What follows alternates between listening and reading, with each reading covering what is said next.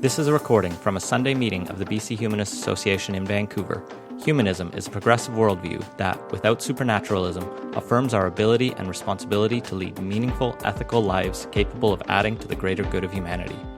To learn more about humanism and to support our work, visit bchumanist.ca and make sure to follow us on Facebook, Twitter, and Instagram, and be sure to subscribe to the BC Humanist podcast. The opinions expressed in this podcast do not necessarily reflect those of our staff or board of directors. Okay, it's my pleasure to introduce our speaker for today, one of our own, Joyce Arthur. She's going to be talking about the power of fake news and anti-choice lies. So please welcome Joyce. Thanks, everyone. Can you hear me okay? All right, great. Before I started, I just wanted to ask people in the room, before you read the blurb about today's talk, had you ever heard of the Canada Summer Jobs Program before? Okay, a lot of you have. And how many of you heard about not only the Canada Summer Jobs Program, but the controversy surrounding it? Okay, you guys are all very well informed because many people have not heard about it, which in a way is kind of a relief. Okay, how it all began was our group, the Abortion Rights Coalition of Canada, did a research project on what we call fake clinics or crisis pregnancy centers. They're these anti-abortion places that try and convince women to carry to term instead of have an abortion. So we looked at their websites to determine what kind of misinformation that they were engaging in, and they were. And at the end of our report, we had some recommendations, and we still have to get to some of these. We're working on them. But we started out with, let's stop them getting public funding, because we realized that some of them were getting public funding. We didn't know to what extent. So we've got a great volunteer. So first of all, I want to say I didn't do like a lot of the work around this, but I was kind of heading it up. We've got a great volunteer in Edmonton. Her name is Kathy Dawson. And she just went crazy and got all this data, knew how to research it, and it was just amazing. So she started digging for government funding info, and she's in Alberta, so she looked in Alberta, and which Alberta is fairly transparent in their provincial funding. She found anti-choice groups were getting funding through the Culture and Tourism Ministry, through the Lottery Fund. She found other grants through Blue Books, which I think most provinces have, sort of a record of government expenses. Freedom of information and protection of privacy requests. Municipal funding, we found evidence of grants found in city council minutes from various places, and news announcements, and there's so much more we haven't yet uncovered. And federal funding. And Employment Standards Development Canada is the ministry or the agency that responsible for the Canada Summer Jobs Program. And the federal funding was not really that transparent, a lot harder to figure out, except for the Canada Summer Jobs was quite transparent and easy to figure out because they publish lists each year on the federal Canada website showing all the grantees, etc. So what is Canada Summer Jobs? It's a program where the federal government pays the minimum wage for students that are hired by small companies, and they get 50% of the wage from the federal government, or a nonprofit, which gets 100% of the wage. So small companies, 50 employees or under, so it's not something for large companies. The objectives of CSJ, we call it for short, is to provide meaningful work experiences for students, so you can't just hire them to be like your personal assistant, and to support organizations, particularly those who provide important community services. And the program recognizes local circumstances and community needs and priorities. And one of the reasons for that is because although the employers apply to the federal government for the funding, it's the feds that establish the lists of the recommended projects in each individual riding. And then they send these lists of the recommended candidates, companies, to the MPs in the ridings. And then they validate the list and decide, which ones they want to fund or not. They have the power to sort of veto some of them if they prefer, or they might want to prioritize particular kinds of themes in their riding. But I think in most cases, MPs approve most or all of the lists that they get from the feds, because why not? So basically how Kathy did it was she just painstakingly went through this list of and there's tens of thousands of applicants every single year for the Canada Summer Jobs Program. So I think she did keyword searches and she found all of the anti-choice groups getting funding through this program.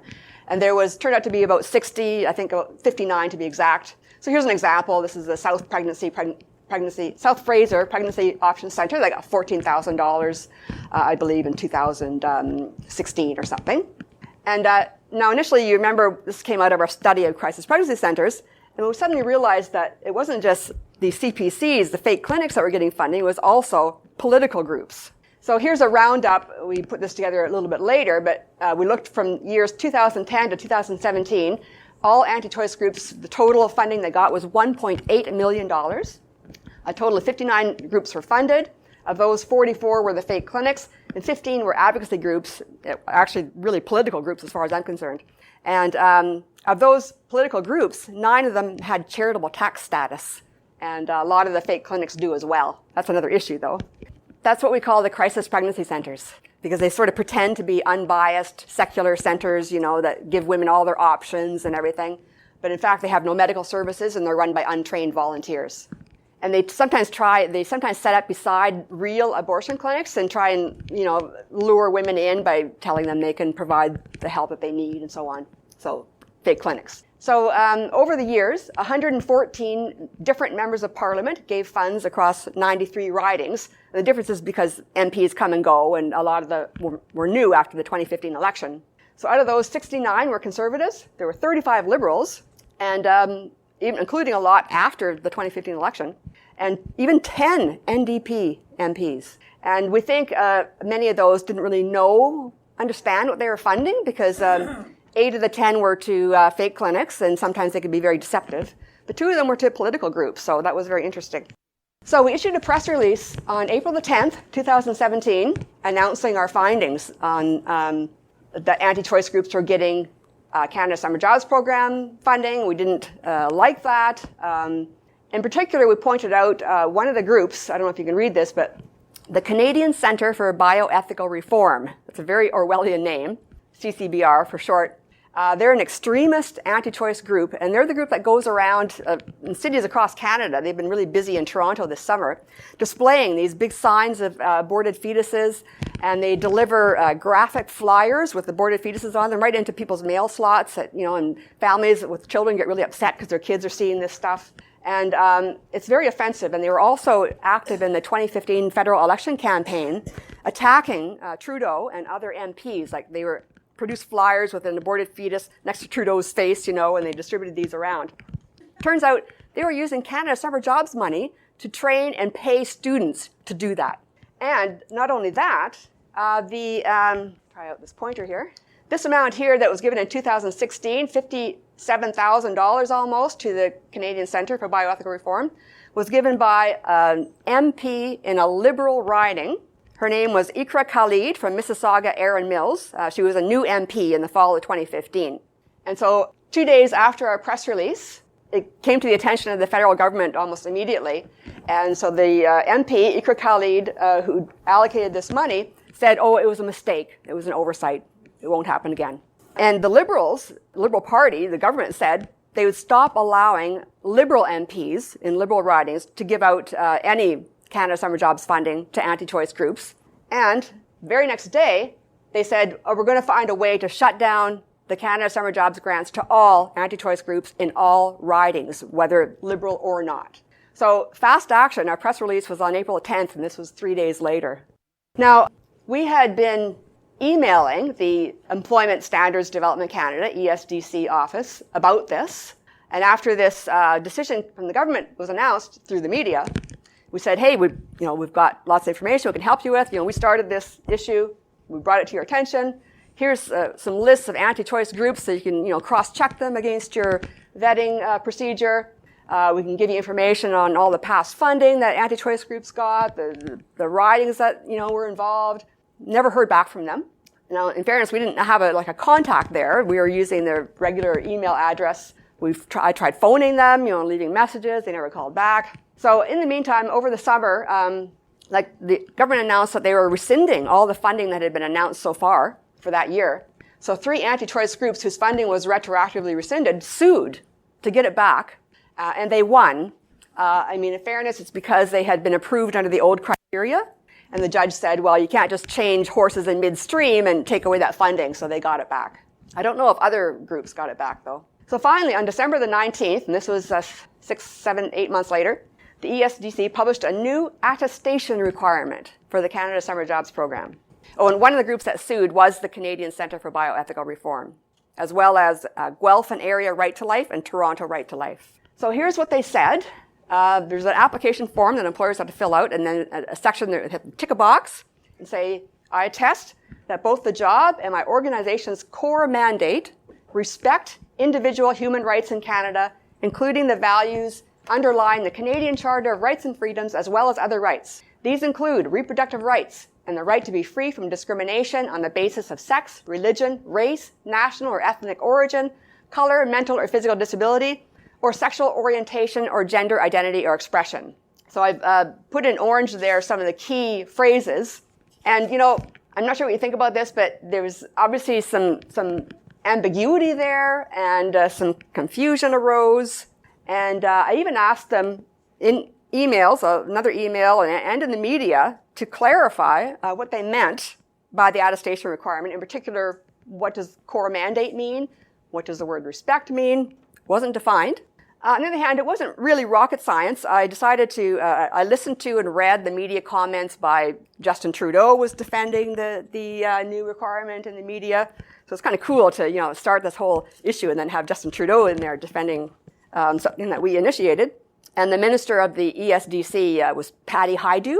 And so I pieced together what they were saying in their comments. And I'm getting ahead of myself here, but first I wanted to, this happened almost immediately. The day after they announced the new attestation requirement, this word martyrgasms comes from one of our volunteers. I really love the word.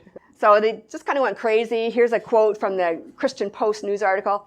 Evangelical conservatives and pro-lifers in Canada are voicing concern that a new requirement put in place by the federal government would force organizations to attest to liberal beliefs on abortion and LGBT rights in order to receive funding to give kids summer jobs. And the day after that, it didn't take long at all. There was all these articles, particularly in the anti-choice newsletter, LifeSite News, a massive temper tantrum.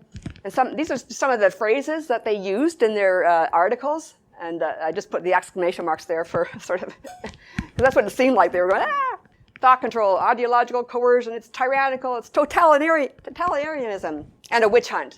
An ideological purity test, and you know they thought the world was about to fall in. But let's step back a bit from the brink of hysteria and figure out what this really means. And as I mentioned, I listened carefully to what the minister and Trudeau were saying. I looked it up in the dictionary, the words. I don't know if anyone else did that, but it seemed like the obvious thing. Mandate means an official order or commission to do something, or the authority to carry out a policy.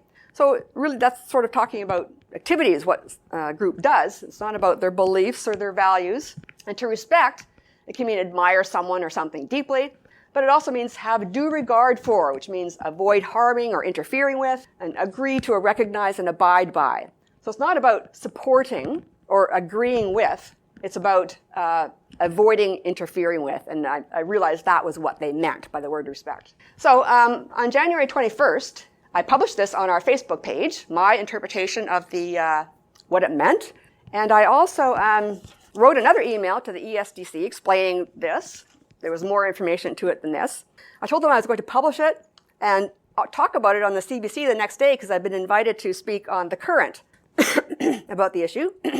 And so I asked them, well, to contact me right away if there's any problem with this, if I've got it wrong, right? Well, it turns out I got canceled on The Current because they managed to get Minister Patty Hajdu at the last minute instead of me. So that's fine.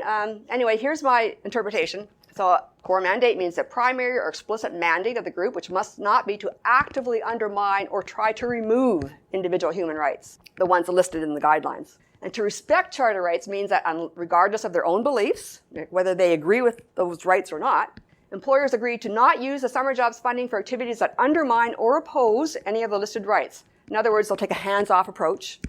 So agreeing to respect human rights in this context refers to the employer's actions and not beliefs. So here's what they published 2 days later. Oh, and before I talk about that, I wanted to mention that the day before this, on January 22nd, finally, I get a call from the chief of staff of Minister Hajdu's office saying, oh, we just got your email.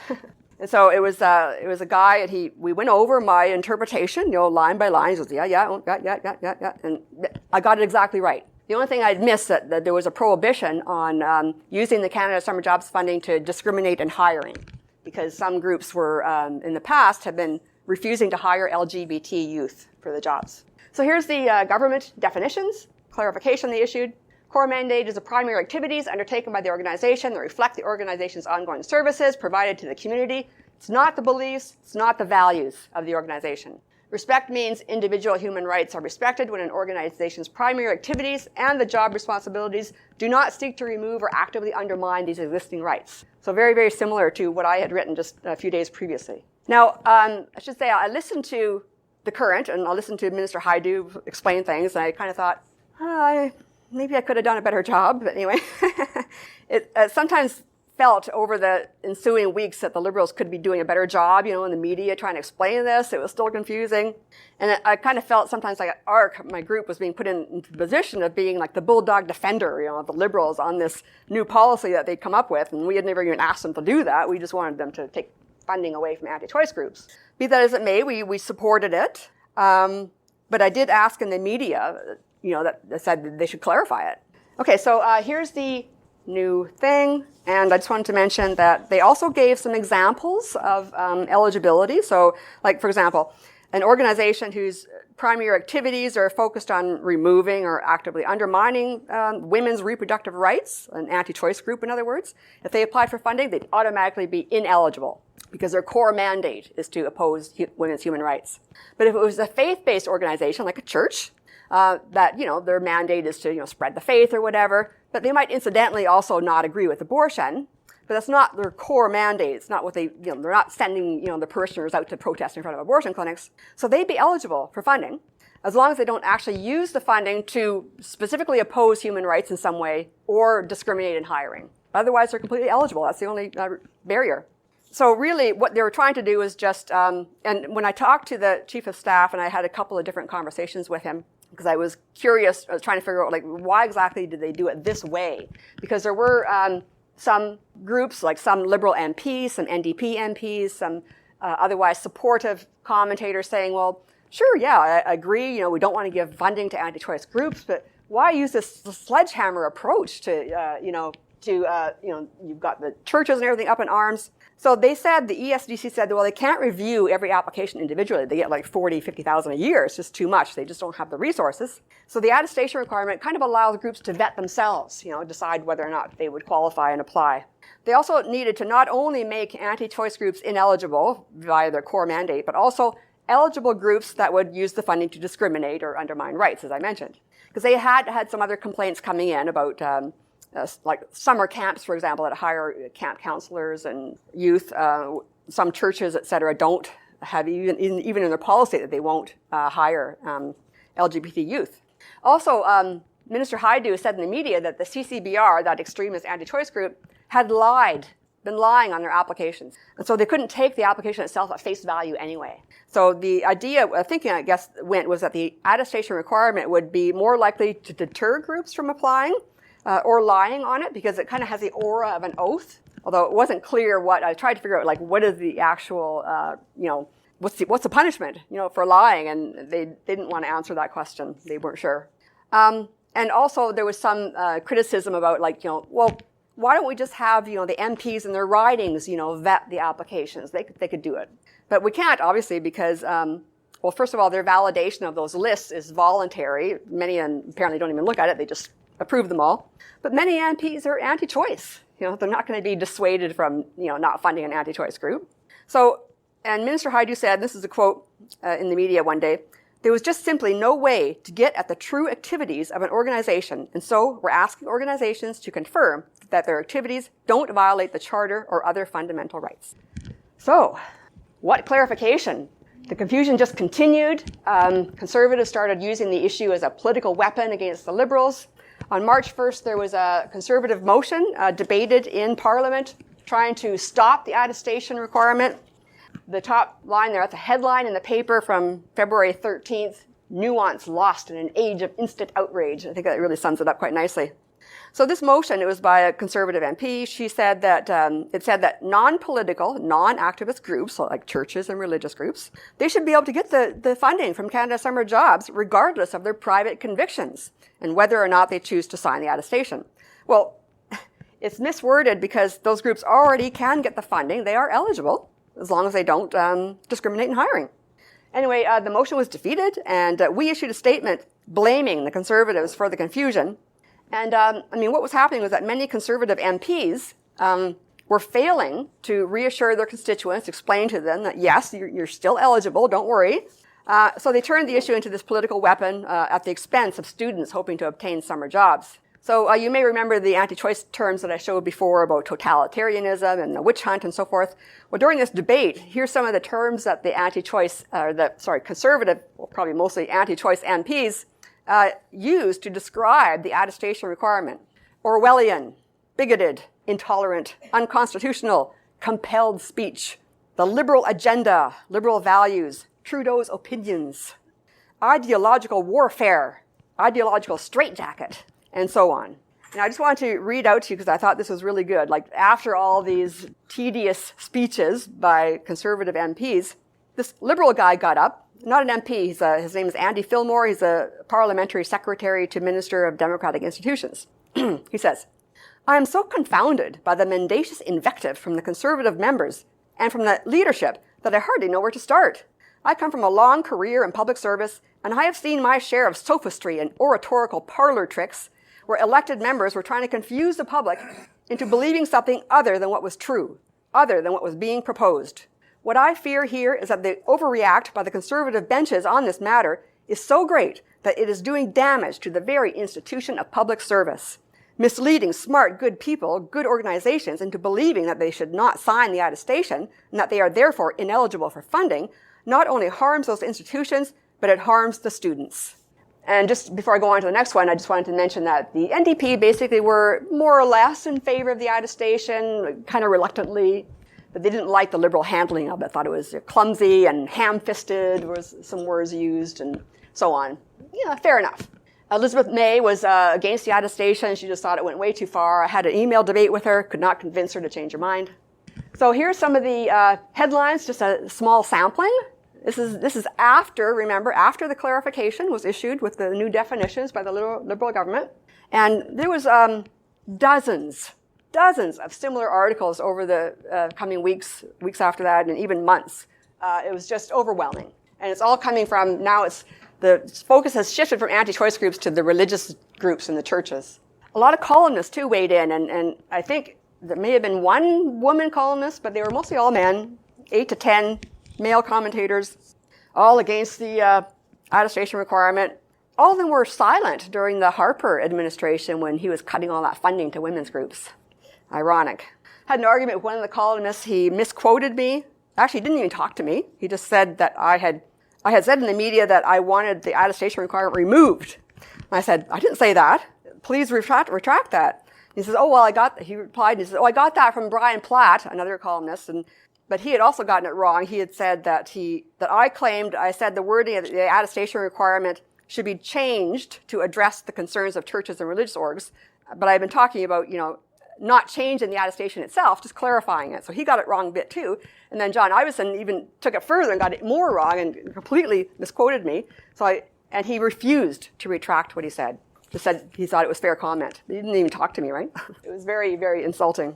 So obviously some attempts to push back. So there was some good articles out there. But as I mentioned, of the dozens and dozens of anti-attestation arguments, there was, maybe 8 or 10, ones defending it. A few law professors put out a few good things saying, that it does respect charter rights. It's not unconstitutional. I wrote 2 different pieces, one op-ed, which, oh my God, it was hard to get that published. I shopped it around to all these different newspapers. No one would publish it. Finally, the Hamilton Spectator published it. But that was just sort of an example of how hard it was to be heard over this avalanche of negative media. And now 2 articles that were also very good by Michael Coren. And I'll talk about him a bit more in a minute.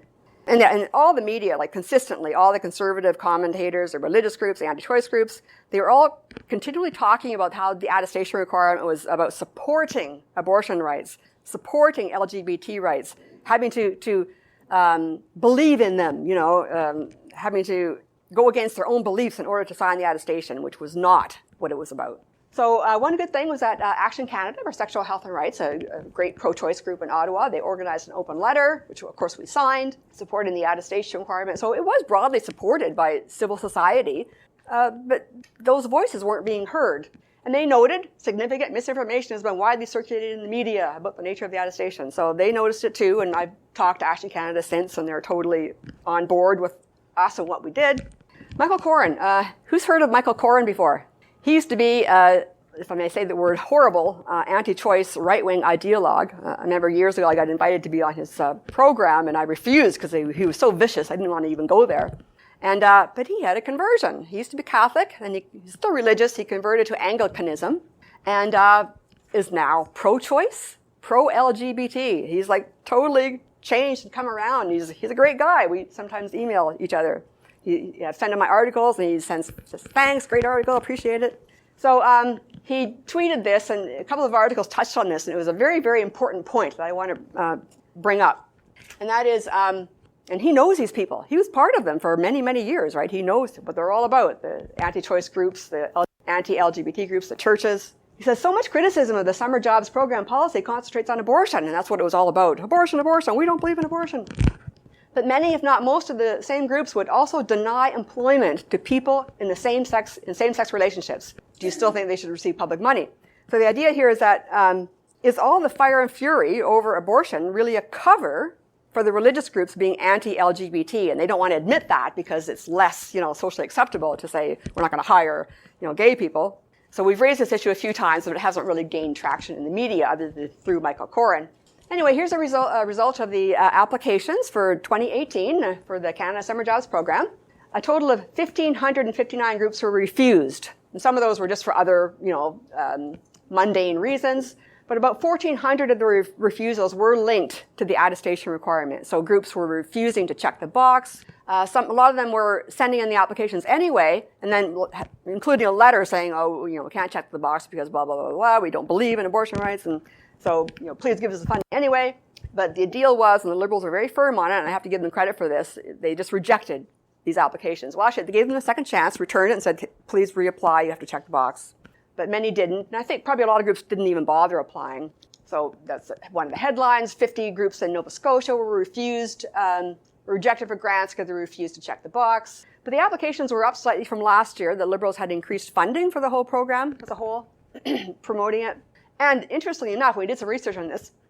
Hundreds of churches and religious groups did actually check the box, including at least a dozen or so Catholic groups. And LifeSite News, the anti-choice group, was really up in arms over this, and they were contacting all the Catholic groups that had gotten funding, saying, you gotta return your money, this is wrong. It's kind of funny. So the lawsuits start. And these lawsuits, as far as I'm concerned, are all totally based on false premises. I don't know why they're not just being thrown out, but the Liberal government is defending them. First one out of the gate, well, because the anti-choice groups are a bit different than, say, the religious groups, because they're suing under false premises because they are eligible. They just think they're not for some reason. But the anti-choice groups are not eligible.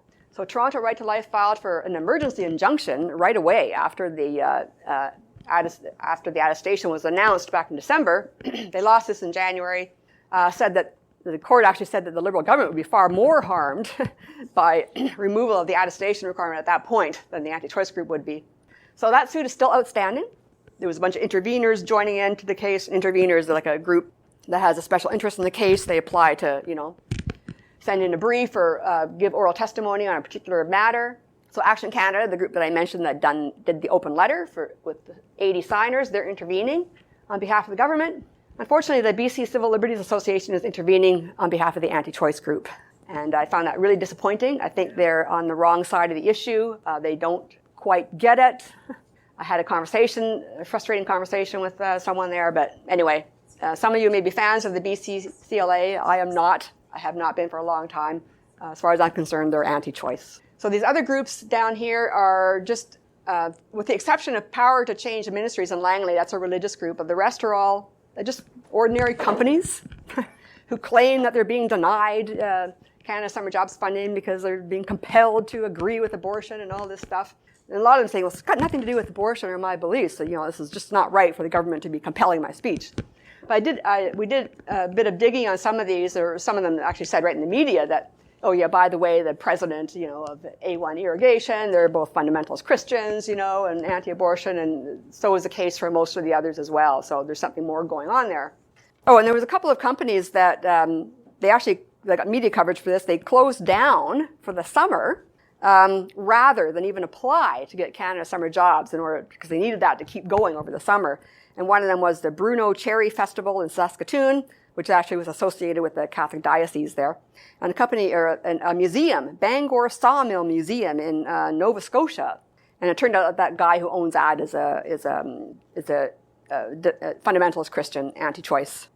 Now, I feel pretty confident that the government will win these lawsuits. And maybe it could be that when the first one's decided, the other ones might be dismissed. I don't know. Or the other ones are a bit different, as I said, because they're not anti-choice groups. But I can't help feeling a bit worried too because of all this confusion. Like it's like a very determined misapprehension on the part of these the litigants. Is that going to influence the judge? What if the judges in the lawsuits get confused too, or decide to punish the Liberals? I mean, you can point to missteps by the Liberals in terms of lack of clarification when they first issued the policy. I think their clarification was pretty good, but it didn't solve the issue for some reason. So we'll have to see what happens. Now, this article, this is the headline, few concerns shared over Canada Summer Jobs Program. August 1st, it's dated. So the staff at an MP in Oshawa, Ontario, Colin Carey, they were speaking out about the controversy. They didn't use the word overblown, but basically that was the message. They only received a few letters of complaint about it from their constituents. Overall satisfaction with the program, very high. Application rates in their riding were even higher than last year. And they speculated that the controversy may even have increased positive awareness of the program in the public. So that gave me hope because, here I'm in sort of in the middle of everything and seeing all these terrible headlines. But there was also a poll done. I don't have the details on it, but it was just a poll asking the public, have you heard of Canada Summer Jobs controversy? And most people said no. So maybe it's kind of a tempest in a teapot. So I'm hopeful that it's, all this bluster by the right wing and the churches and the religious groups is really just that bluster that's not going to have a serious effect. So this is my last slide, and I just wanted to leave you with some questions. I just love this cartoon. Can you read it? It says, "Quit squirming. You're oppressing our religious freedom." And it's a gay guy being crucified.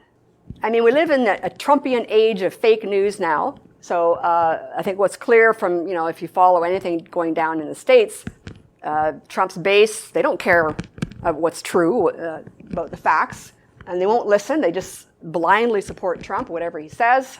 I think some of them don't even care if he's lying. They still support him. So how can we win this kind of propaganda war? We only have facts and evidence on our side, such paltry tools. And how do we combat this narrative that human rights supposedly include religious freedom is about discriminating and oppressing people that you disagree with, and freedom of expression is about spewing hatred? And there was something that came up in Alberta. Kathy was telling me about this.